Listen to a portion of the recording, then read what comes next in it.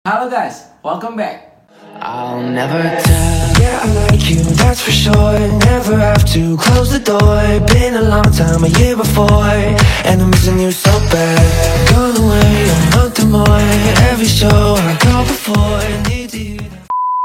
Jadi hari ini kita bakal nge-review nih produk headphone Bluetooth yang ini merupakan brand lokal juga, yaitu dari brand DBE yang bisa dibilang cukup budget lah untuk kelasnya. Dan ini adalah produk headphone Bluetooth pertama dari brand DBE yang merupakan brand asal Bandung nih teman-teman.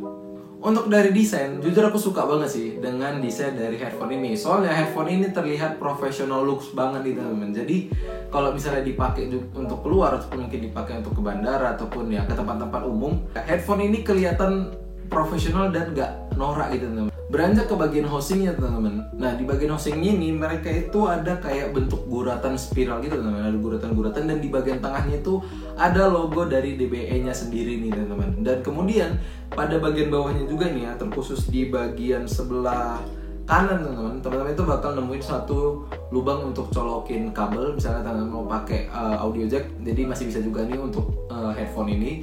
Terus teman-teman juga bakal nemuin ada dua tombol untuk volume up and down. Terus teman-teman juga bakal nemuin ini ya, tombol untuk on off-nya teman-teman, ataupun bisa juga untuk pairing-nya ke Bluetooth device teman-teman. Dan kemudian ada juga nih di bagian housingnya, di bagian bawah ini ada lampu indikator nih teman-teman.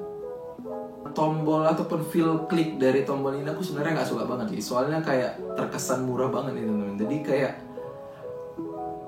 kayak kurang gitu rasanya, kayak kurang mantep aja sih teman-teman. Dari feelnya kayak bener-bener kerasa murah banget. Tapi ya saran aku aja sih, kalau teman-teman lagi pakai headphone-nya, untuk besarin dan kecilin volume itu lebih baik pakai device teman-teman. Pakai ataupun kalau misalnya teman-teman pakai HP ya udah kecilin volumenya dari HP ataupun gedein dari HP aja.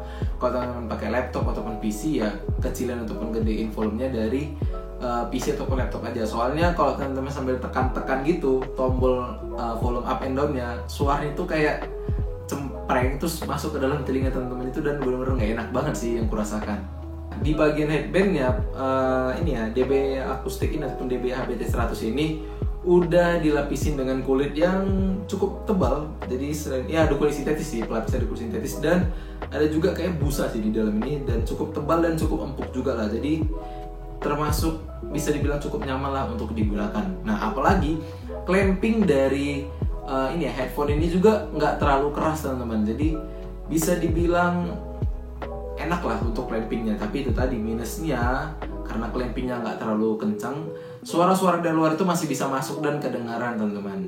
Di headphone DBE HBT 100 yang aku punya ini, produknya jahitan itu kurang rapi teman-teman. Apalagi di bagian earpads-nya teman-teman, itu kayak ada jahitan yang keluar dari patternnya, apa ya, pattern arah jahitannya gitu teman-teman. Jadi terlihat kurang rapi dan kayak kurang aja lah gitu rasanya. Tapi ya mungkin jadi improve juga ya, apalagi kan juga headphone pertama Bluetooth-nya mereka teman-teman. Jadi ya mungkin masih bisa untuk diimprove lagi lah untuk di headphone Bluetooth berikutnya. Tadi kan aku juga udah omongin nih, kalau clamping dari headphone ini sebenarnya nggak terlalu kenceng banget. Jadi cukup nyaman lah, apalagi kalau mungkin teman-teman pakai sekitar 1 jaman itu juga sebenarnya belum sakit-sakit banget untuk, apalagi kalau aku ya, ini khusus aku pakai sekitar 1 jam belum terlalu pegel. Tapi kalau sekitar aku pakai udah lebih dari 2 jam, telingaku itu udah lumayan pegel banget teman-teman. Soalnya dari earpads-nya ini, lubangnya itu lubang untuk masukin telinga itu, lubang diameter earpads-nya sih, lubang diameter earpads itu cenderung kecil sih teman-teman. Jadi kalau teman-teman punya telinga yang sedang atau medium ke large gitu, mungkin nggak semuanya bakal masuk nih teman-teman daun telinganya ke dalam lubang diameter dari earpads-nya. Kalau kayak aku juga ini, ada sedikit bagian dari daun telingaku yang nggak masuk ke dalam lubang diameter earpads-nya gitu teman-teman. Nah earpads-nya ini tadi juga dia itu memiliki bahan kulit sintetis teman-teman. Jadi bukan kayak fabric, bukan kain gitu. Ini sebenarnya kembali lagi sih ke preferensi masing-masing ya. Kalau aku sih lebih cocok menggunakan yang bahannya kayak gini teman-teman, yang kulit sintetis daripada yang fabric. Soalnya kalau aku pakai fabric itu aku ngerasa kayak cepat banget panas di telingaku, dan aku nggak sukanya kalau fabric itu kalau misalnya ada keringat, dia itu bakal nyerap ke dalam dan nanti kayak bakal bau gitu loh teman-teman dari earpads-nya gitu. Kalau yang semi apa sih namanya, kulit semi sintetis gini lah ya. Kalau kulit sintetis gini dia nggak bakal meresap ke dalam dan nggak bakal bau gitu teman-teman. Jadi untuk pembersihannya juga lebih gampang. Jadi kalau misalnya teman-teman keringatan ya tinggal dilap aja juga udah bisa lah, udah oke lagi.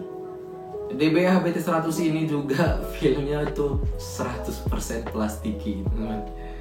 Aku kenapa bilang 100% plastiki ya? Kenapa aku bilang 100% plastiki?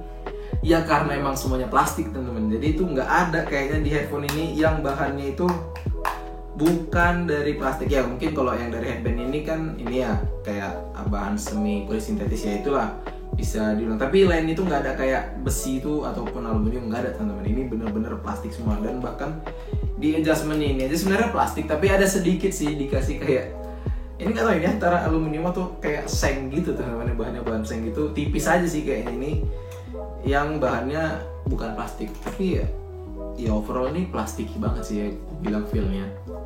Headphone DBH BT100 ini datang dengan driver berukuran 50mm dan frekuensi dari 20Hz hingga 20.000 Hz, teman-teman. Dan selain itu, impedensi yang dihasilkan dari headphone ini bisa mencapai 32 ohm dengan sensitivity sekitar 110 dB dan baterai sekitar 500 mAh. Dan katanya kalau teman-teman baca juga ya di boxnya ini, mereka bilang itu bisa tahan sampai 30 jam nih, teman-teman, untuk penggunaan keseharian. Hal yang aku juga suka nih dari headphone DBH BT100 ini adalah dia itu bisa di fold dan bisa juga di flip sampai 180 derajat, teman-teman. Jadi di benar-benar ini ya, satu nilai lebih ataupun nilai tambah sendiri untuk headphone ini. Kalau ketika dipakai teman-teman mau buka, jadi tinggal di flip aja sampai 180 derajat, ataupun mungkin untuk mempermudah di bawah-bawah, teman-teman bisa fold aja untuk headphone ini. Jadi kayak lebih ringkes aja rasanya, teman-teman. Headphone ini juga sebenarnya dilengkapi dengan mikrofon, teman-teman. Tapi itu tadi, mikrofonnya cuma bisa digunakan kalau teman-teman menggunakan mode wire atau menggunakan kabel jacknya mereka. Soalnya mikrofon itu include ataupun inline lah sama kabel jacknya itu, teman-teman. Jadi nggak tertanam di dalam headphone-nya ini nih. Dari segi suara, nah kalau dari segi suara, jujur ya aku juga suka sih dari suara yang dihasilkan dari DBH BT100 ini. Soalnya soundstage yang dihasilkan dari DBH BT100 ini bisa dibilang cukup luas banget nih, teman-teman. Dan kemudian bassnya ini juga nggak terlalu berlebihan, cocok lah untuk aku. Jadi bassnya ini benar-benar deep dan fokus gitu, teman-teman. Jadi nggak kayak bleber kesana kesini gitu, teman-teman. Jadi enak lah untuk bassnya ini. Nah tapi memang midnya ini sedikit lebih mundur ke belakang, jadi lebih bentuknya kayak V-shape gitu, teman-teman. Tapi kalau teman-teman untuk dengerin vokal masih bisa dibilang cukup jelas lah untuk mendengarin vokal menggunakan headphone ini, walaupun midnya cenderung sedikit lebih ke belakang nih. Oke, untuk kesimpulannya nih, teman-teman, dengan harga sekitar 500 ribuan, menurut aku DBH BT100 ini yang udah aku pakai sekitar setahunan, bisa dengan mudah banget aku rekomendasikan ke teman-teman, karena berbagai kelebihan ditawarkan dari DBH ini juga dengan Bluetooth-nya mereka, dengan suara yang bagus juga. Aku bisa dengan mudah untuk merekomendasikan headphone DBH BT100 ini, teman-teman. Tapi yang seperti tadi aku bilang, percaya sama telinga sendiri, teman-teman. Jadi teman-teman juga harus cobain sendiri dan lihat kira-kira teman-teman bakal cocok nggak sih sama headphone yang satu ini, teman-teman.